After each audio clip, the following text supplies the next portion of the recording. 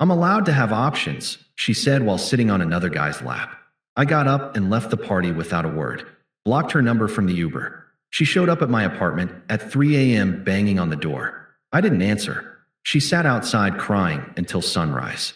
Hey viewers, before we move on to the video, please make sure to subscribe to the channel and hit the like button if you want to see more stories like this. Thanks. Emily and I met 2 years back at a mutual friend's barbecue. She was this vibrant, outgoing type, always the center of attention with her laugh that could light up a room. Me? I'm more the reliable guy in the background, making sure everyone's got a drink and the grill doesn't burn down. We clicked right away. She was going through a rough patch, fresh out of a bad breakup, and I was there for her. Listened to her vent about her ex, helped her move into a new place when she couldn't afford movers. I even covered her rent for a couple months when she lost her job at that boutique downtown. She said she was a free spirit, chasing gigs as a social media coordinator, but really, it was a lot of scrolling Instagram and dreaming big while I handled the practical stuff.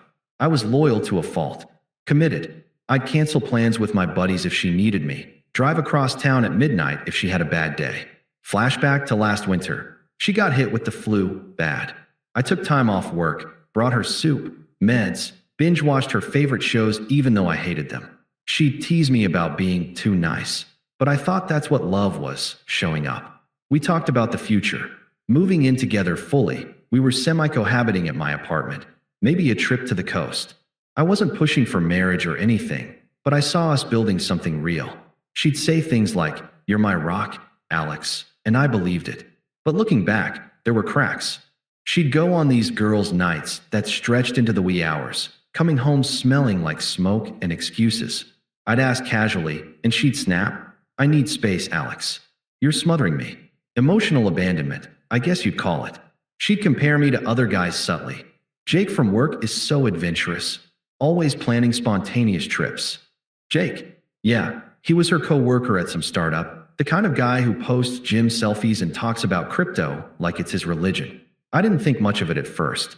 Jealousy isn't my style. But it built up, this feeling like I was her safety net while she window shopped for excitement.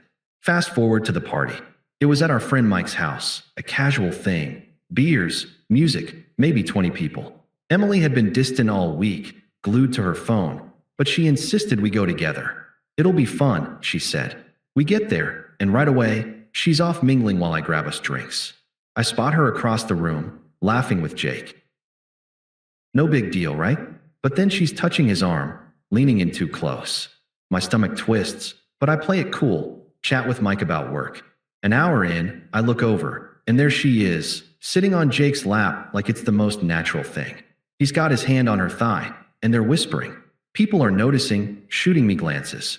I feel my face heat up, but I don't storm over. Instead, I walk up quietly, set her drink down on the table next to them. She looks up, smirks a little, like she's been waiting for this. "Emily, what's going on?" I ask, keeping my voice even. No yelling, no scene. She rolls her eyes, doesn't even get off his lap. "Oh, come on, Alex. Don't be dramatic. I'm allowed to have options. You're always so predictable."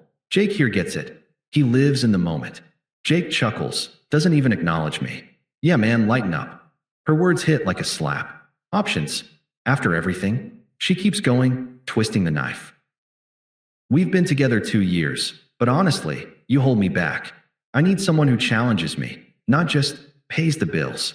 Monogamy is so outdated anyway. I thought you were cool with me exploring." I never said that, never even hinted.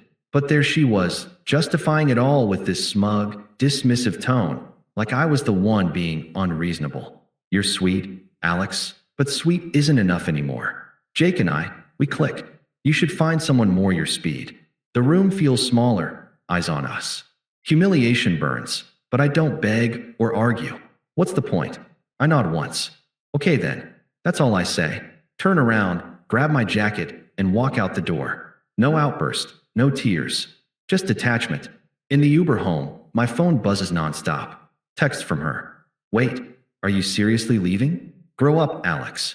Then, "This is why no one takes you seriously. You run away."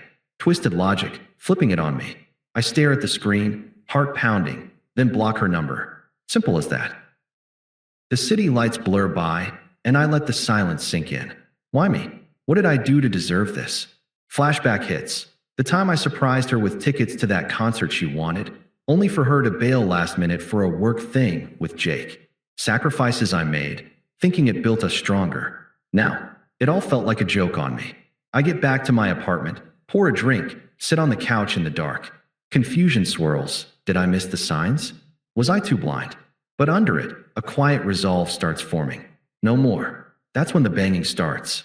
Around 3 a.m., pounding on the door. Alex, open up. We need to talk.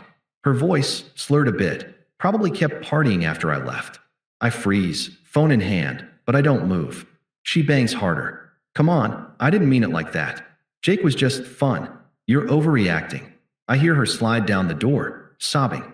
Please, Alex. I'm sorry. Let me in. The cries echo in the hallway, raw and desperate. Part of me, the old me, wants to open it, comfort her like always. But I think of her on his lap, her words slicing me open in front of everyone. No, I turn off the light, go to bed, let her sit with it. By sunrise, the noise stops. I peek through the peephole. She's gone, left a crumpled note. Call me. We can fix this. I crumple it too, toss it in the trash. That morning, I change the locks, just in case. Pack up her stuff that's scattered around. Clothes, makeup, that necklace I gave her, and box it in the closet. No rush to return it. I call in sick to work, spend the day alone. Not wallowing. Exactly, more like processing.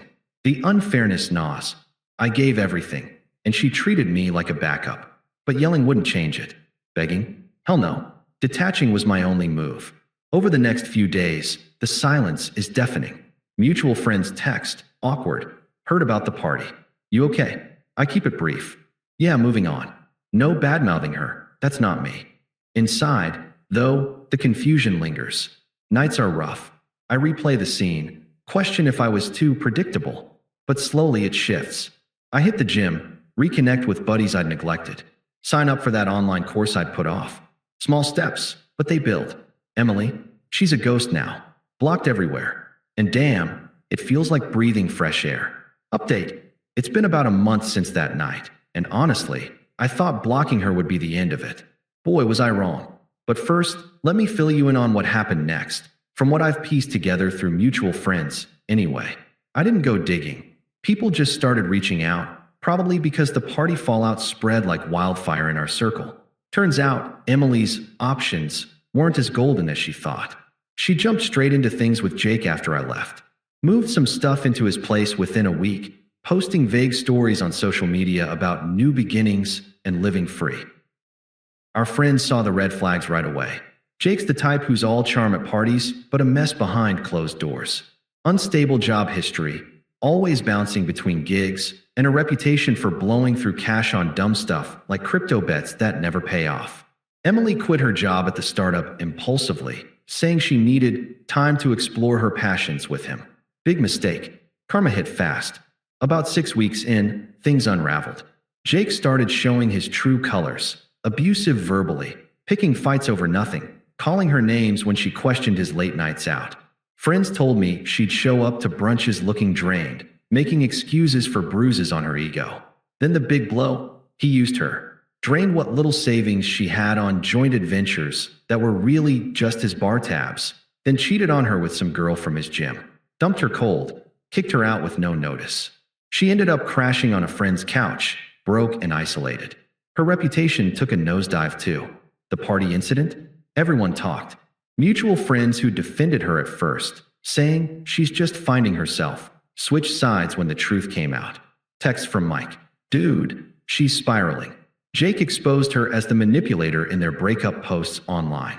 She lost a couple of gigs because clients heard about the drama and didn't want the headache. Isolated, no job, no backup plan. It was like watching a house of cards collapse. And yeah, it felt earned. Not that I gloated. I was too busy rebuilding my own life. But hearing it, it confirmed I'd dodged a bullet. I stayed detached through it all. Focused on me. Landed a small promotion at work. Started hiking on weekends. Even went on a few casual dates.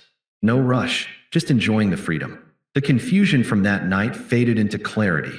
Her betrayal wasn't about me. It was her chaos. I sat with the unfairness for weeks, replaying how I'd been her rock only to get discarded. But now, it fueled my growth, not my anger. Update 2. Okay, Reddit, this is where it gets intense.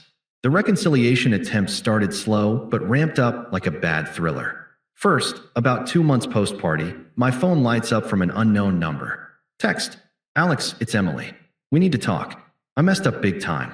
Can we meet? I didn't respond. Blocked it. Then another number a day later. Please, just hear me out. Jake was a mistake. You're the only one who ever really cared. I ignored that too. But she escalated. Calls started, voicemails piling up. Alex, pick up. I know you're there. I was stupid, okay? Options. That was dumb. I need you back in my life. Her voice cracked, desperate, like she expected me to cave like before. Still, nothing from me. Then her friends got involved. One messaged, Hey, Emily's really hurting. You should talk to her. She regrets everything. Toxic, right? Pushing like it was my job to fix her mess. Her family jumped in next. Her mom called from a number I recognized. Must have gotten it from old contacts. Alex, honey, Emily's in a bad place. You broke her heart walking out like that. Be the bigger person and give her another chance. The hypocrisy floored me. Broke her heart.